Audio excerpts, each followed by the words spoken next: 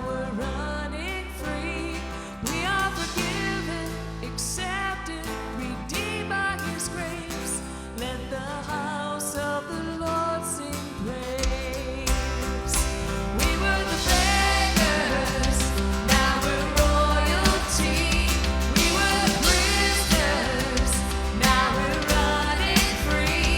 We are forgiven, accepted, redeemed by His grace. Let the house of the Lord sing praise. There's joy in the house of the Lord. There's joy in the house of the Lord today. And we won't be quiet.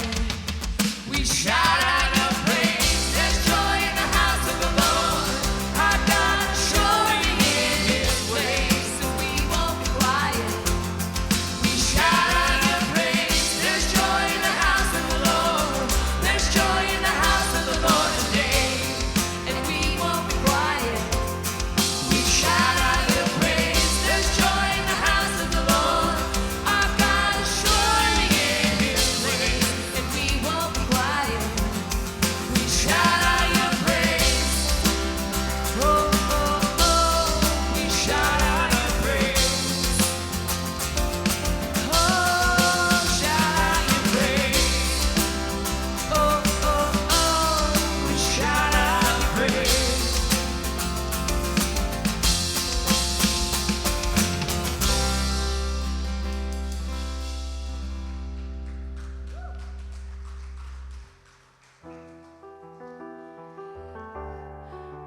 I'm going to let Trisha play this for a couple times around because I'm just going to come down off of that song a little bit.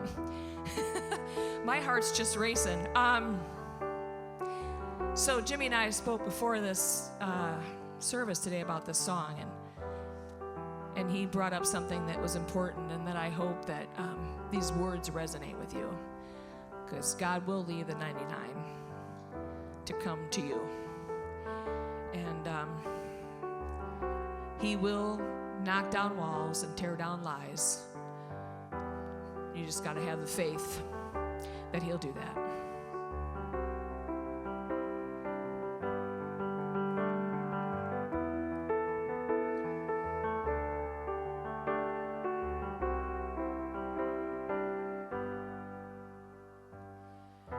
Before I spoke a word, you were singing over me.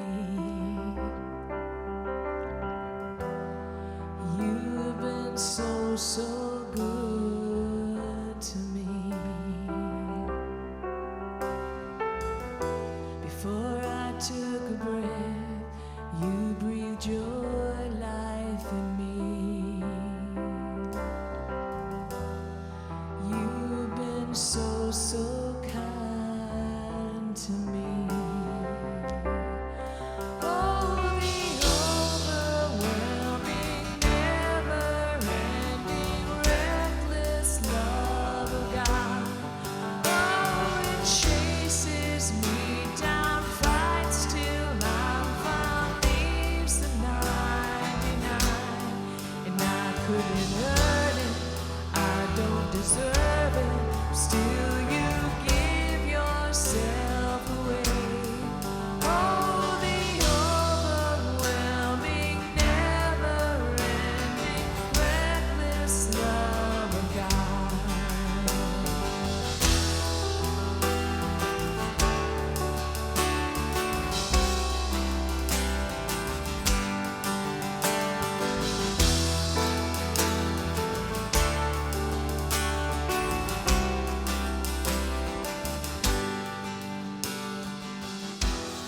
When I was your foe, still your love fought for me. You've been so, so good to me. When I felt no worth, you gave your love for me. You have been so, so kind to me. Oh, the overwhelming, never-ending, reckless love of God.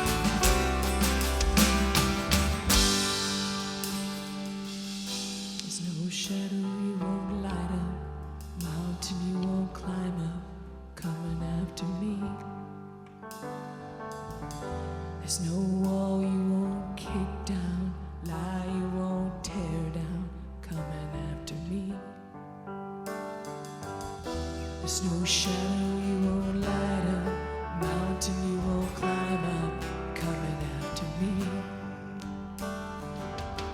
There's no wall you won't kick down, lie you won't tear down, coming after me. There's no shadow you won't light up, mountain you won't climb up, coming after me. There's no wall you won't kick down, lie you won't tear down, coming after me. There's no shadow you won't light up, mountain you won't climb up, coming after me. There's no wall you won't kick down, lie you won't tear down, coming after me. Oh, the overwhelming, never-ending, reckless love of God. Oh, it chases me down, fights till I'm found, leaves the 99, and I couldn't earn it, I don't deserve it, still you give yourself away. Oh, the overwhelming, never-ending, reckless love of God.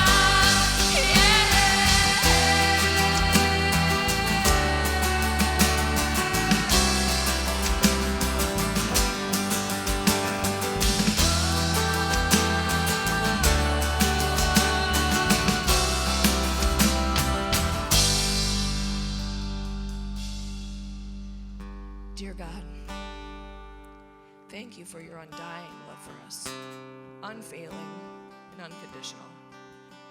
You wait for us, and when we're ready, you open your arms and you run to us. You leave the 99 for just one, and we are so grateful for that kind of love. In your heavenly name, amen.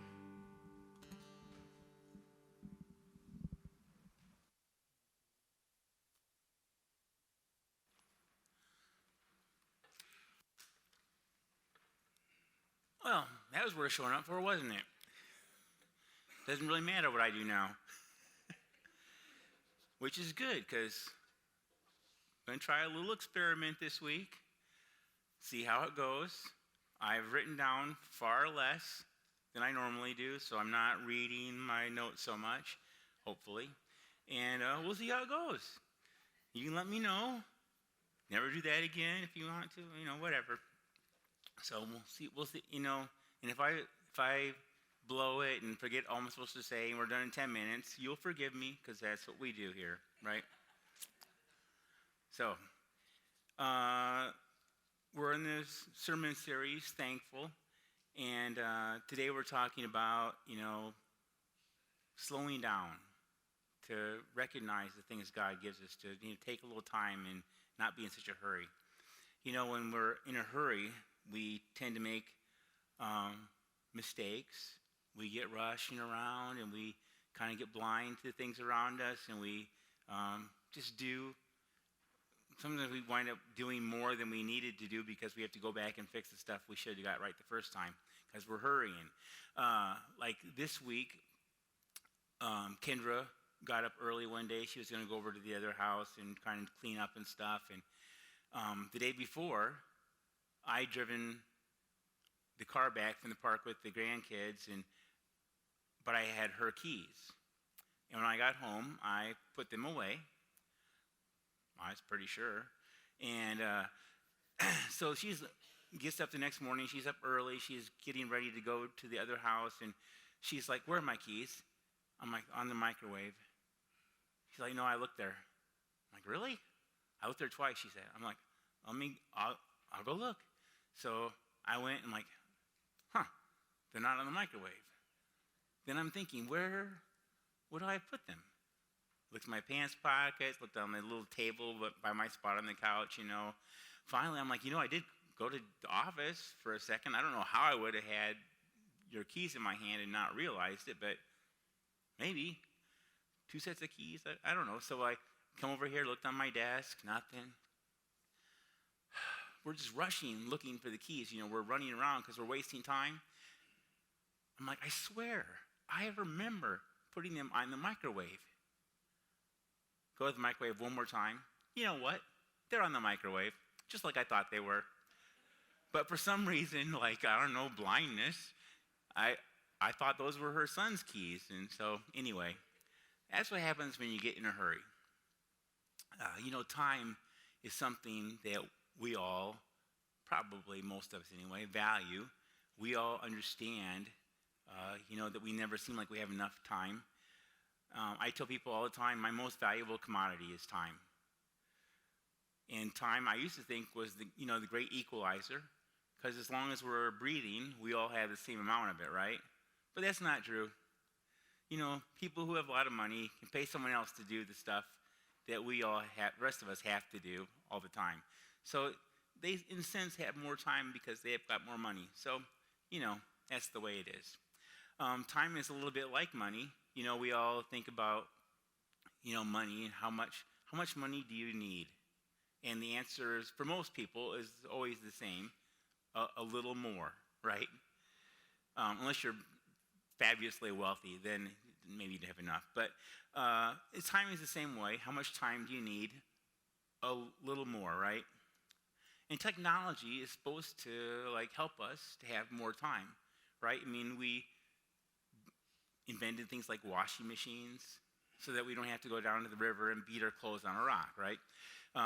We have cars to help us go places faster, to save time, go further. We have things that go, planes that go even faster to help us save time. We have ways to communicate now that we didn't used to have. We've got phones and the internet and all those things. They're supposed to help us to have more time. But we just fill up all our time, right, with stuff. I know, a little confession, I'll sit on the couch with my wife watching TV some nights, and so I'm watching the television. She's talking to me. I'm sort of listening. I'm often playing a game on my iPad while I watch TV, and maybe I'm texting at the same time, right? Anybody identify with that at all? So we have all this technology, and it just winds up making us busier, right? Well, I read a quote that I really identified with this week. One of those guys who writes books about, what successful people do. He said, the new disease of our age is being okay doing everything at exactly the same time. Yep, I got that disease, right? And we're so often in a hurry, filling up our time. We're in a hurry. And have you ever noticed, when you're in a big hurry, how stuff tends to go wrong to slow you down? It happens all the time, right? You're rushing to get somewhere, and there's a train in Ottawa. Imagine that, right? And so you're stuck waiting. I'm in a hurry. Don't they know? Or you're in a hurry, driving someplace, and you get behind a guy on 71 going 40 miles an hour, and you can't pass him because the traffic's too much, or there's curves this way, right? Every time we're in a hurry, it feels like something goes wrong. Do you know why that is? It's because we're always in a hurry. So when something goes wrong, we just notice it. Sometimes we just need to take time to reflect and think about what we have and to be thankful. I went to college with a guy named John Kermott. And I knew John Kermott before I knew anything about Ottawa, Illinois. And once a week, John Kermott and I and 4 or 5 other friends would get together and pray. And when I got to this church for the first time 20-some years ago, I found out that John Kermott's dad was the pastor here decades before that. So that's kind of a weird connection that you wouldn't have expected. But we have this prayer group every week, and we get together and pray for maybe an hour, these 5 or 6 guys. And at one point, someone just said, hey, you know what, we should start writing these prayer requests down so that we can kind of keep track and see what's going on. Maybe God's answering more prayers than we think. So we all said that was a good idea. So we took a little time to write our prayer requests down, and then later on we started looking back on those requests, and we were stunned how many things that we prayed about that we could see God's hand in that we wouldn't have even noticed if we hadn't taken the time to just be a little thoughtful and reflective and take the time to write those prayer requests down. So today, the scripture we're going to look at is about Jesus' interaction with these 10 lepers. And it's from the book of Luke, chapter 17, verses 11 to 19. It says, as Jesus continued on toward Jerusalem, he reached the border between Galilee and Samaria. And as he entered a village there, 10 men with leprosy stood at a distance, crying out, Jesus, Master, have mercy on us. He looked at them and said, go show yourself to the priest. And as they went, they were cleansed of their leprosy. One of them, when he saw that he was healed, came back to Jesus, shouting, praise God. He fell to the ground at Jesus' feet, thanking him for what he had done. This man was a Samaritan. Jesus asked, didn't I heal 10 men? Where are the other 9? Has no one returned to give glory to God except this foreigner? And Jesus said to the man, stand up and go. Your faith has healed you. So there's these 10 lepers. And when they were lepers living isolated outside on this border, these guys were not in a hurry. They had nothing to do and nowhere to go. And when you have leprosy, you don't want to move fast anyway, because leprosy attacks like the nerves in your body and deadens all your senses to touch. And so you have to be very careful when you're moving around doing things that you don't injure yourself.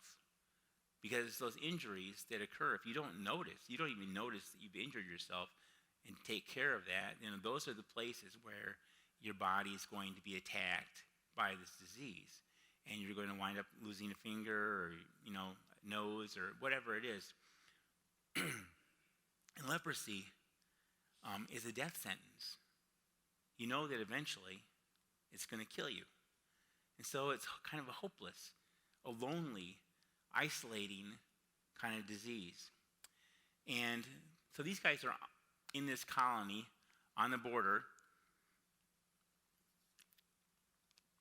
And I'm assuming that, based on the story, that there's a mixture of Jews and Samaritans. Because even though they hate each other, when you've received a death sentence together, well, stuff like being a Jew or a Samaritan or black or white or whatever would divide us doesn't matter anymore. So somehow, these guys must have heard that Jesus was coming their direction. And so they're standing at a distance and they're crying out, Jesus, have mercy on us. And he tells them to go and show themselves to the priest. And they all 10 of them have faith. They all start this journey to the priest before they're healed. And on the way, they're healed. And so they all got healed, but something's different for this one person. He comes back and says, thank you. So I'm wondering, why didn't the other ones come back and give thanks? And there's probably a million reasons you could think of. I'm thinking maybe they're just too happy. They're too joyful. They're focused in on this amazing thing that's happened to them. And all they want to do is just go, like they're so so amazed. They wanted to show themselves to the priest so that they can be kind of officially back into the community. Maybe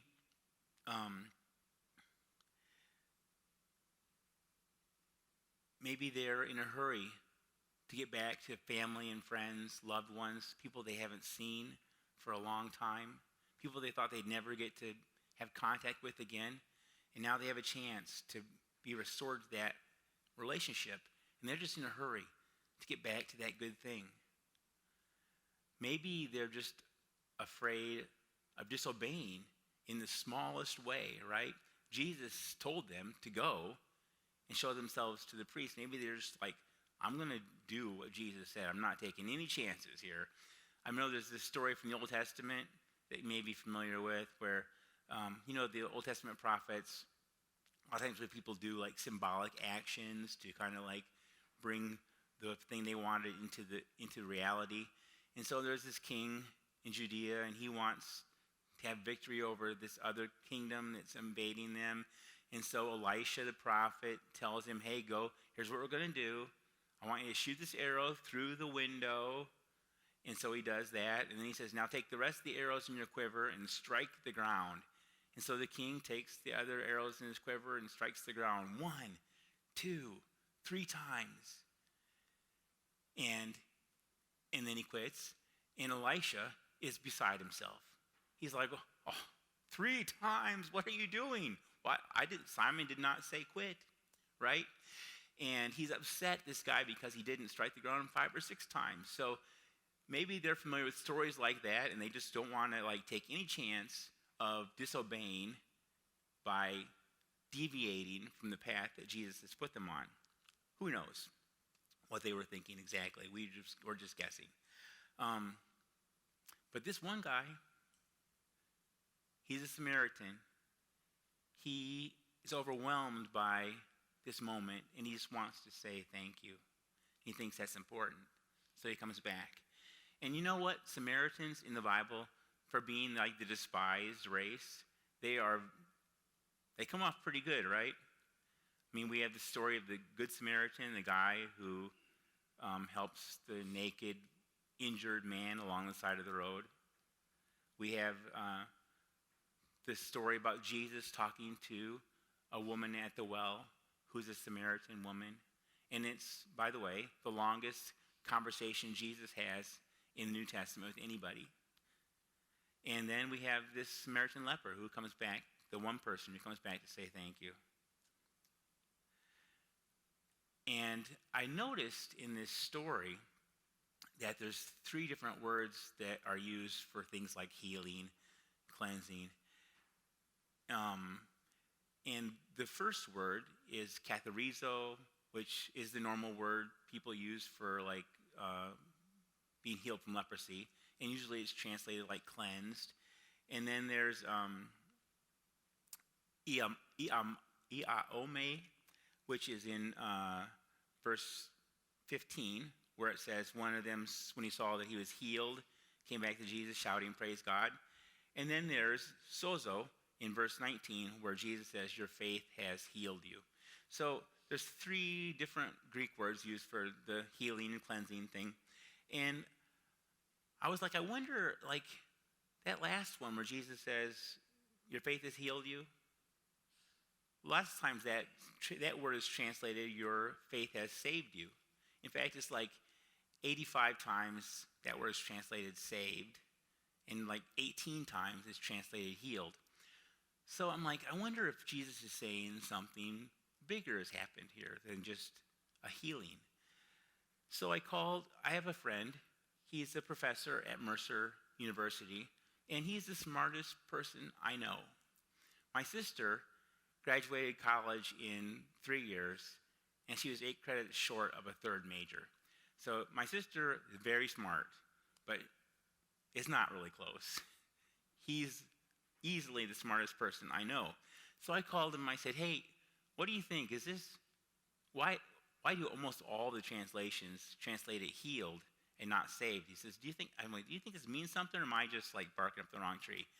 He's like, well, he texts back, he says, I'm really interested in why why they use the iaome word in verse 15, because that's not the normal word that's used for being healed from leprosy. And I'm like, I hadn't thought about that one really. So I went back and I looked, and I'm thinking maybe like this guy, maybe it's more than just a cleansing of leprosy that he notices on his way to the priest. Maybe when you have leprosy, there's lots of damage that can occur to your body. So maybe there's more than just being rid of this disease. Maybe there's a more healing that takes place there. And then, so he goes and he realizes this is an even bigger miracle. And he goes back to say thank you because he's thankful. And then Jesus says to him, your faith has healed you. Your faith has saved you. And this is the same exact phrase. Remember the story where Jesus is having dinner with a Pharisee, and he's not being treated very well. He's being kind of treated badly. Not like you treat a guest in your house. And there's a woman in town who Jesus has forgiven. And she's a woman she's been a notorious kind of sinner. And she sees Jesus being treated badly. And she goes in to the situation and she washes his feet, and she's wetting them with her tears and drying his feet with her hair. And Jesus says to her the exact same phrase, but it's translated, your faith has saved you. So maybe when we're thankful, when we recognize God's work in our lives, there's a kind of healing that takes place with that. And maybe something even bigger. Maybe when you're thankful, something even bigger could happen. Well, this 10th leper, he's exceptional. He does something that none of the others do. He slows down. And here's the thing. He slows down to notice, to deviate from his journey he's on, and he does more. He slows down and does more. Yeah, slowing down is not about wasting time. It's not about wasting time. It's about not wasting time. It's about prioritizing the important things. Time is a limited commodity. Once it's gone, right? We never get the minutes and the hours and the days back. So we need to work and use the time that we have efficiently, and don't waste a moment. Maybe you're thinking, now hold on a minute. Aren't we supposed to wait on the Lord? I heard that in the Bible somewhere. Well, fine. Waiting on the Lord is not a justification that we should use for inaction, for like us being still and not doing anything. Now, sometimes we do have to wait on the Lord. Sometimes we have to wait for good things. Jimmy knows what I'm talking about. Right? And the Bible, there are places where they're told to wait for the Lord. But usually, in those times, the Bible's, they're being told to wait on the Lord, it's when they're about to give up. When they're about to throw in the towel and say, I can't do it. And then God says, wait for me.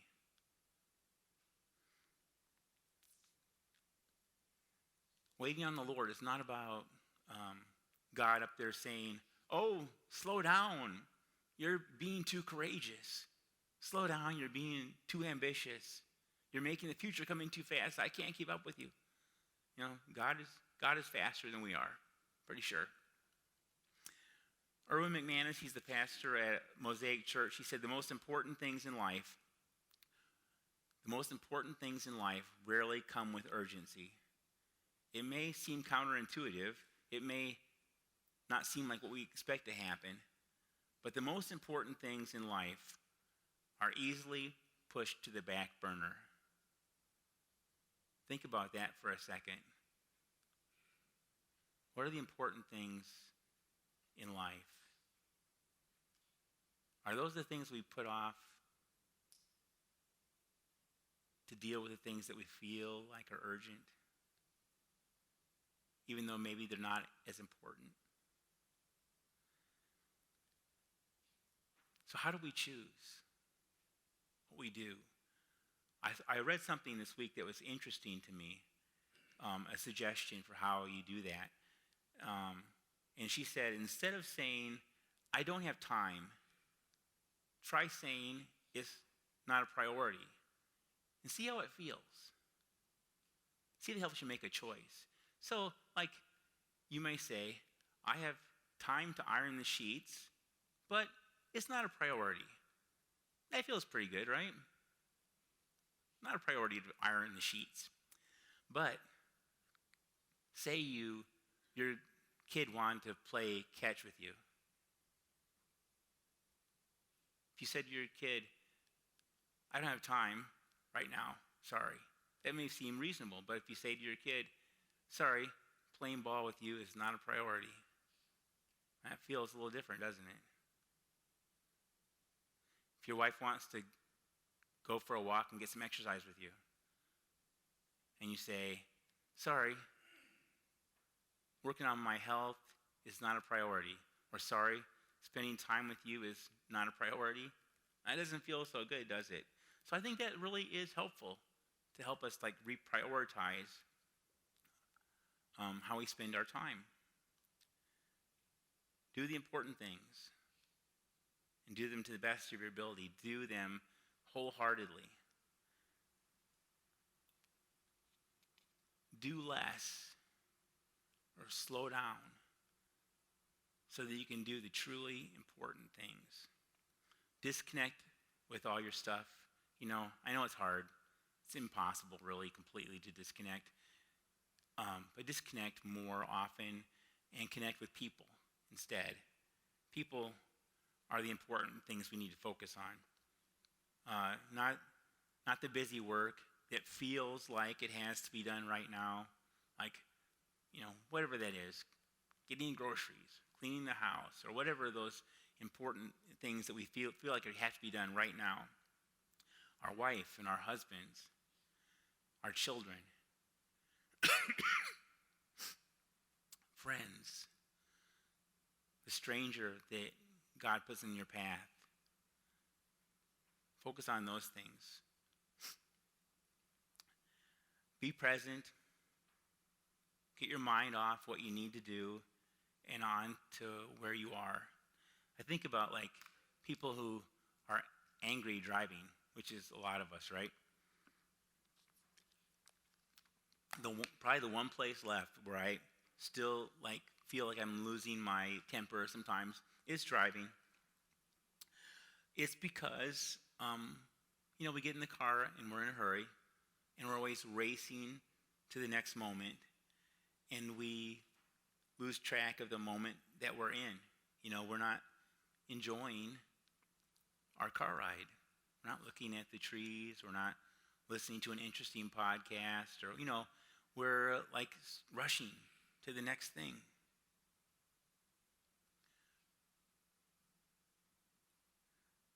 Need to find pleasure in anything. So whether you're like driving, enjoy that moment. Enjoy the moment that you're in. Do something productive if you can. If you're washing dishes, no one likes that, but find pleasure in that moment. The solitude maybe of the moment, the quietness, the warm water on your hands, whatever it is, find something in those moments to be thankful for.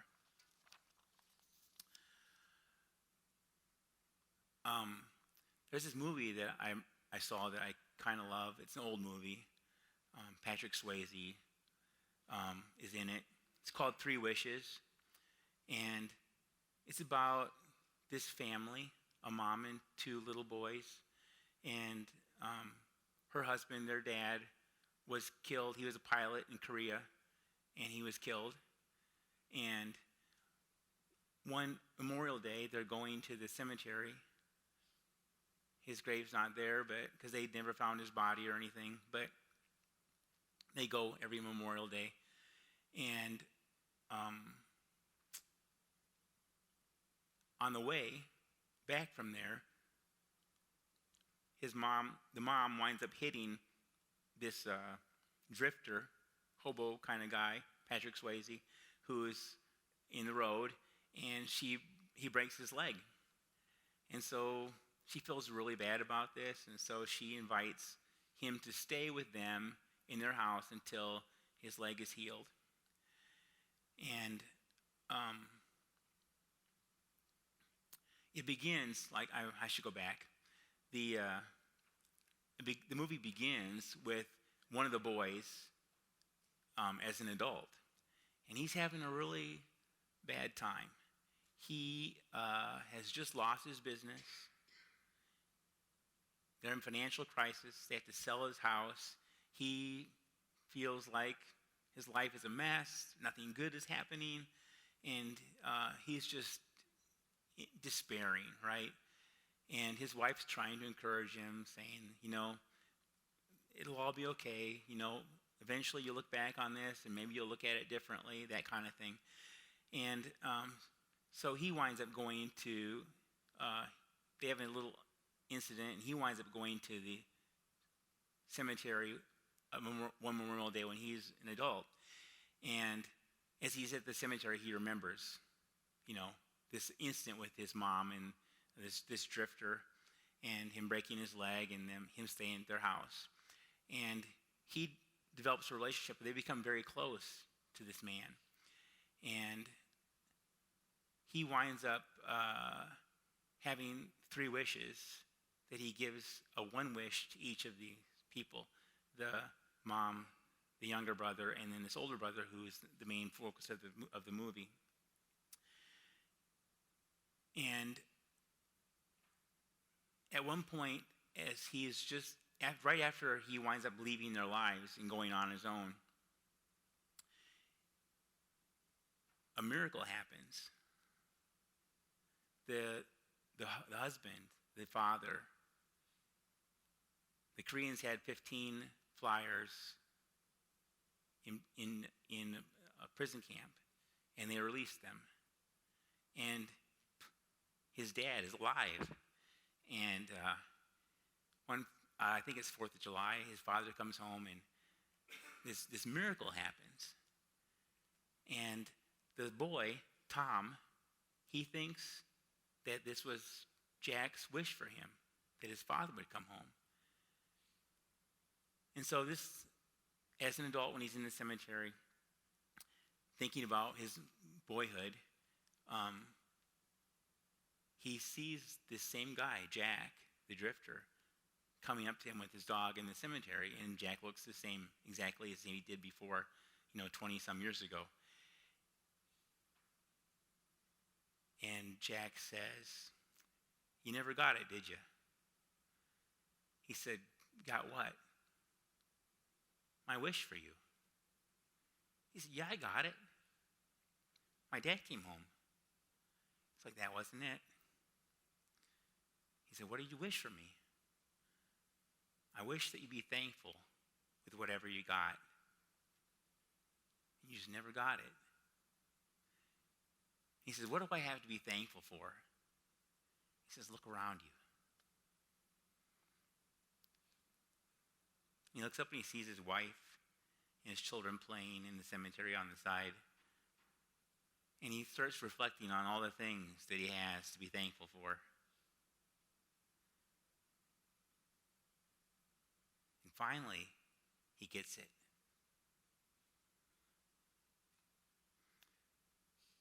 So yeah, see the moments that you're in. We've been talking about God opening our eyes for a while now. See the moments that you're in. See the opportunities all around you to be thankful. Slow down and look around and say thank you. Focus on the important stuff, not the trivial. Maybe this is the moment, where you just tell yourself, God, help me slow down. Help me to focus on the important things. Help me not worry so much about the stuff that feels like is really important but doesn't really matter. God, help me to be more like that Samaritan who came back and said thank you. As the band sings, if there's anyone who wishes to join the church or be baptized or give life to Jesus for the first time, we invite you to come as they sing.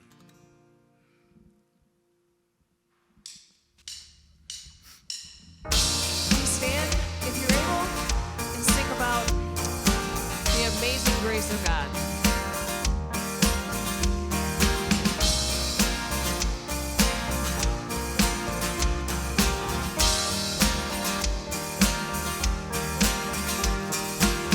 Who brings the power, loves it in darkness, whose love is mighty and so much stronger, the King of glory, the King above all kings.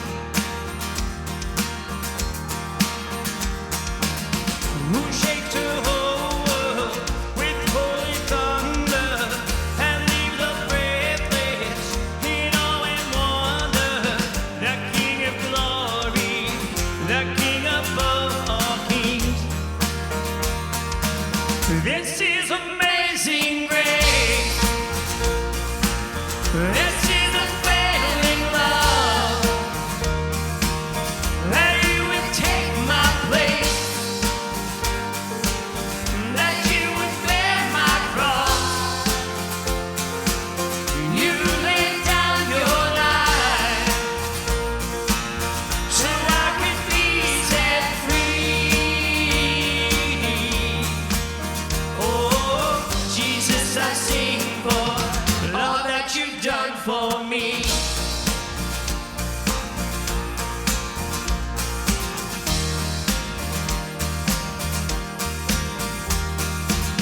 Who brings the chaos back into order? Who makes an orphan a son and daughter? The King of glory, the King of glory, who rules the nations with truth and justice, shine like a